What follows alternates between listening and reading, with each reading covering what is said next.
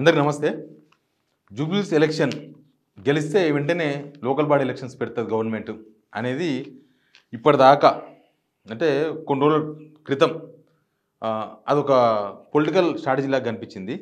కానీ ఇప్పుడు జూబ్లీస్లో గెలిచినా ఓడిపోయినా అసలు ఎలక్షన్స్ ఉంటాయో లేదో తెలుస్తలేదు. అట్లేంది గెలిస్తే పెడతారు కదా ఎంబడే గాలిలో అంటే ఇప్పుడు జూబ్లీస్లో గెలుస్తారని ఎగ్జిట్ పోల్ సర్వేలు చెప్పినాయి. కానీ ఆడ గెలుస్తున్నది కాంగ్రెస్ కాదు, డబ్బులు. అదొక చిన్న ఉప ఎన్నిక, జస్ట్ ఆడొక 4 లక్షల ఓట్లు ఉన్నాయి కాబట్టి మేనేజ్ చేయగలిగినారు. కానీ రాష్ట్రం అంతా ఎలక్షన్ జరిగితే అక్కడంతా కూడా ఓటుకు 5,000 రూపాయలు, మహిళలకు చీరలు, మందు బాటిల్స్ ఇవన్నీ ఇవ్వడం సాధ్యమవుతుందా? అట్లా పోల్ మేనేజ్మెంట్ చేయడం సాధ్యమవుతుందా?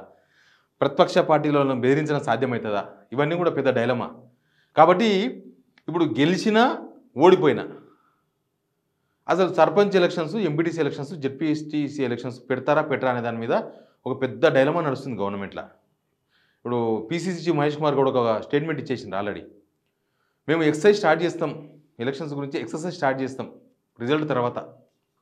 ఆల్రెడీ ఎక్సర్సైజ్ మొత్తం అయ్యింది, మీరు ఎక్సర్సైజ్ అయింది మొత్తం జనాలను తీసుకుపోయి బాయిలో కూడా నూకేసారు కదా. బీసీ రిజర్వేషన్ అని, ఎస్సీ రిజర్వేషన్ అని మొత్తం రిజర్వేషన్స్ ఇచ్చేసి అందరినీ లేనిపోయిన అందరినీ అనవసరంగా డబ్బులు ఖర్చు పెట్టేసి అన్నీ చేసినారు. ఇప్పుడు మళ్ళీ ఎక్సర్సైజ్ స్టార్ట్ చేస్తామంట, మొదటి నుంచి స్టార్ట్ చేస్తామంటున్నారు. సరే మాట్లాడదాం అన్ని విషయాలు. ఇది మన ఊర్లో సర్పంచ్ ఉండాలని, ఎంపీటీసీ ఉండాలని, జెడ్పీటీసీ ఉండాలని మనం అందరూ కోరుకోవాలి, కోరుకుంటాం కూడా ప్రజాస్వామికవాదులుగా. ఎందుకంటే గవర్నమెంట్లు ఏమంది ఇస్తున్నాయో ఏమి ఇస్తున్నావో ఏం లేవో కానీ మనకు అర్జెంటుగా ఒక సమస్య వచ్చిందంటే వాళ్ళకి చెప్పుకుంటాం. ఒక గ్రామానికి ఆఫీసర్ సర్పంచ్ ఉంటాడు, ఆయనకి చెప్పుకుంటాం, చూడు మోరి నిండింది, రోడ్డు పోయింది. కాబట్టి ఈ వీడియో అన్ని ఊర్లకు చేరాలి, షేర్ చేయండి. కనీసం గవర్నమెంట్ మీద ఒత్తిడి పెరుగుతుంది. ఎలక్షన్ ఎట్లయినా సరే ఎలక్షన్ పెట్టాలనే ఒక డిమాండ్ రావాలి ఊర్ల నుంచి. సబ్స్క్రైబ్ చేయని వాళ్ళు పక్కా సబ్స్క్రైబ్ కూడా చేయండి. ఇక ఇదంతా జూబ్లీస్ ఎలక్షన్ కన్నా ఒక 1 మంత్ నుంచి గవర్నమెంట్ స్ట్రాటజీ. అంటే అప్పుడు దసరా పండుగ అప్పుడు కదా వీళ్ళు మొత్తము రిజర్వేషన్లు తీసి ఊరు అన్ని రిజర్వేషన్లు అయిపోయినాయి, ఇంకా మీకు ఎలక్షన్ ఇవ్వాలనే నామినేషన్స్, ఇంకా ఇప్పుడు నామినేషన్ అయింది, రేపే ఎలక్షన్ అంటే రకరకాల హడావిడి చేసినారు. మనం అప్పుడే అన్నాం ఇదంతా ఉత్తగా డబ్బులు ఖర్చు పెట్టి ఇచ్చే ప్రయత్నం తప్ప గవర్నమెంట్ క్లారిటీ లేదని. అయితే ఇప్పుడు ఎలక్షన్ పెట్టిన కూడా బీసీలకు 42% రిజర్వేషన్ ఇప్పుడేం రాదు. సుప్రీంకోర్టులో ఉంది, హైకోర్టులో ఉంది, అది అయ్యేది కాదు. ఇప్పుడు అది పార్లమెంట్లో చట్టం చేసే తప్ప అది క్లియర్. అది ఎప్పుడైతుందో తెలియదు. సరే వీళ్ళు పార్టీకి వెళ్ళి ఇచ్చుకొని పోవచ్చు, కానీ అది ఎంతవరకు యాక్సెప్ట్ చేస్తారో తర్వాత విషయం. కానీ ఇప్పుడు జూబ్లీస్ ఎలక్షన్ అయిపోయింది, ఎగ్జిట్ పోల్స్ మొత్తం కాంగ్రెస్ గెలుస్తుంది అని చెప్తున్నాయి. సరే ఎగ్జిట్ పోల్స్ నిజం కావచ్చు, అబద్ధం కావచ్చు, ఏమైనా జరగవచ్చు. కానీ ఎన్నికలు అయితే పెట్టాలి కదా.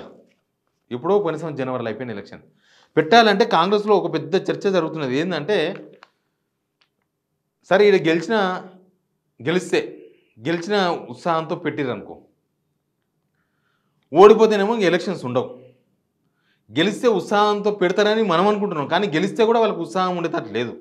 ఎందుకు ఉత్సాహం ఉండేటట్టు లేదంటే వాళ్ళలో ఉన్న ఒక విశ్లేషణ, కాంగ్రెస్లో ఉన్న విశ్లేషణ, జూబ్లీస్లో గెలుస్తున్నది గవర్నమెంట్ కాదు, గవర్నమెంట్ చేసిన పని కాదు, గవర్నమెంట్ ఇచ్చిన హామీలు కాదు, గవర్నమెంట్ మీద నమ్మకంతో కాదు,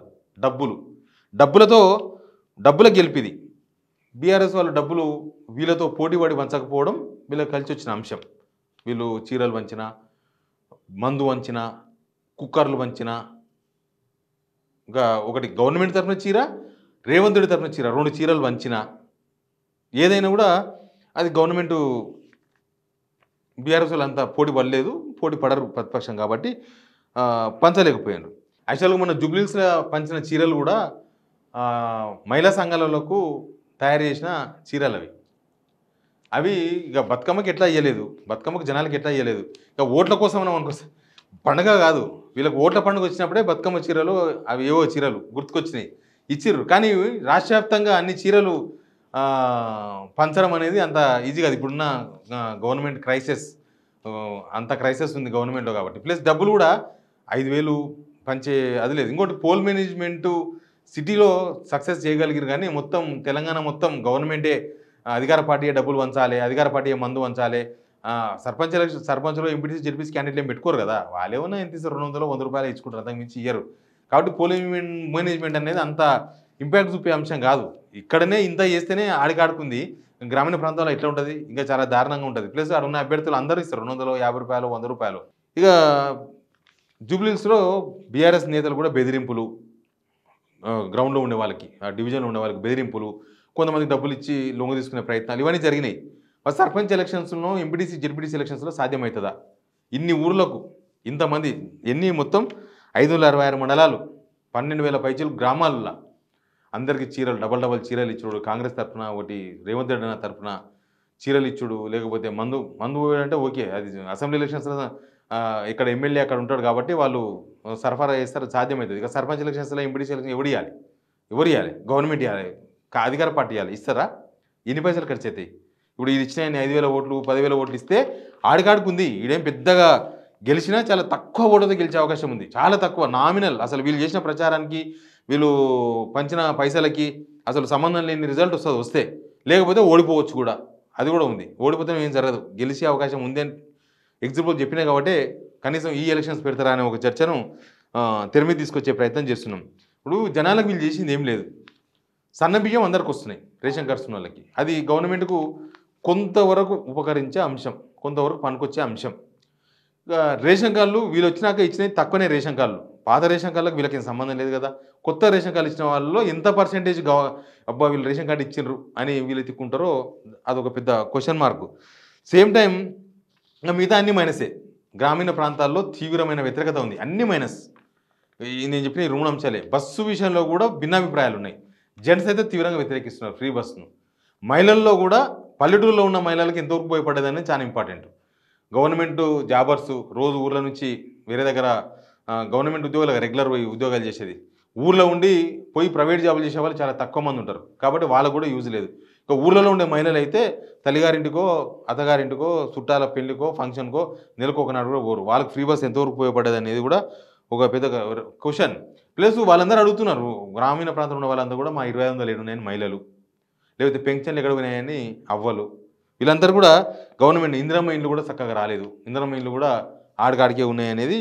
అంటే నాకేం చేసామని అడుగుతారు కదా వాళ్ళు, ఆల్రెడీ అడుగుతున్నారు. రేపు లోకల్ బాడీ ఎలక్షన్స్ పోతే కూడా నాకేం చేసినావు అనేదే ఒకటి అడుగుతారు. ఇప్పుడు మొత్తం 31 జెడ్పీ చైర్మన్స్ ఉన్నాయి.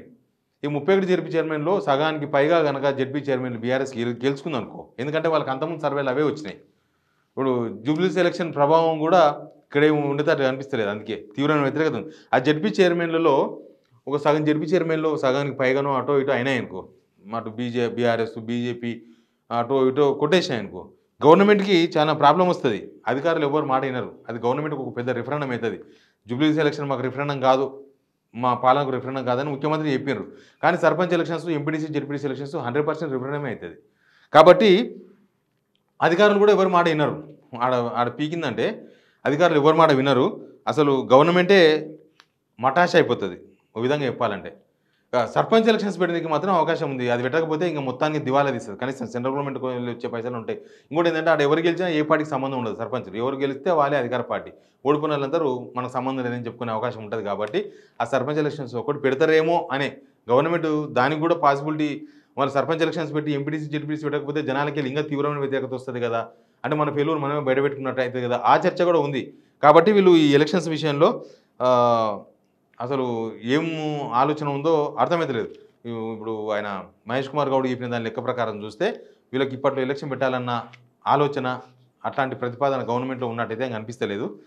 కానీ జూబ్లీస్ ఎలక్షన్ లాగా మాత్రం చేయలేరు. జూబ్లీస్ ఎలక్షన్స్లో ఓడిపోయినా గెలిచిన తర్వాత విషయం, కానీ అన్ని డబ్బులు అన్ని పైసలు అంత మందు అన్ని చీరలు రాష్ట్ర వ్యాప్తంగా పంచడం అయితే సాధ్యం కాదు. కాబట్టి పోల్ మేనేజ్మెంట్ ఇక్కడ చేసినట్టుగా రాష్ట్ర వ్యాప్తంగా చేయడం సాధ్యం కాదు. కాబట్టి అక్కడ వేరే రిజల్ట్ 100% ఉంటుంది. ఈ ఎలక్షన్ ఎఫెక్ట్ ఏముండదు అక్కడ, 100% అక్కడ ఇంకా డిఫరెంట్ ఉంటుంది. కాబట్టి ఎలక్షన్స్ విషయంలో ప్రభుత్వం డైలమా ఉన్నట్టు మాత్రం కనిపిస్తుంది. Please subscribe signal TV.